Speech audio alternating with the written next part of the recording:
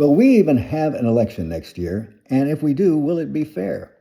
The more it looks to Trump and his fascist allies in the Republican Party like they're about to get their clocks clean, the greater the threat is that Trump will either create a national emergency or he will just use ICE and the National Guard, as well as voting restrictions and gerrymandering to, tilt the result their way. In other words, steal the election.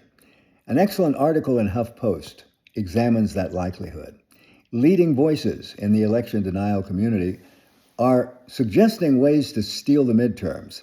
As always with this breed, they think they can just do it in public and it'll be okay. And they start with a base of MAGA faithful who don't care about democracy and fair elections as long as they win.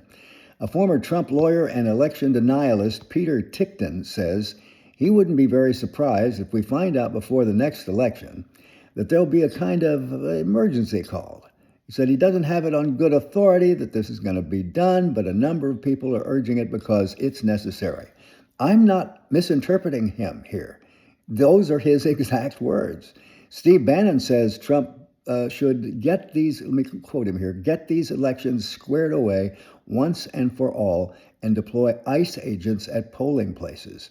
Cleta Mitchell, a conservative attorney who led the push to overturn the 2020 election result, said on a conservative podcast the following: I think maybe the president is thinking that he will exercise some emergency powers to protect the federal elections going forward. On our side, Governor Gavin Newsom here in California said, don't think for a second that ICE and the Border Patrol won't be showing up at a voting booth or polling place near you this November, the November coming up. Or maybe this November, because we're having our Yes on 50 election in November.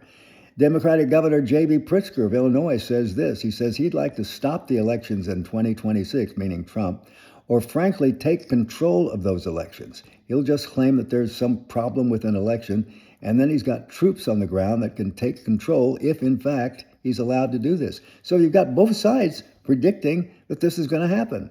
They're hoping we won't notice until it's too late, or we'll just think Bannon was exaggerating. Well, don't think that for a minute, and get yourself ready. Look on it this way. You are being given the opportunity of a lifetime to stand up for your country and all it stands for. Sinclair Lewis warned what could happen way back in 1935 in his satirical novel, It Can't Happen Here. Well, it not only can happen here, it is happening here.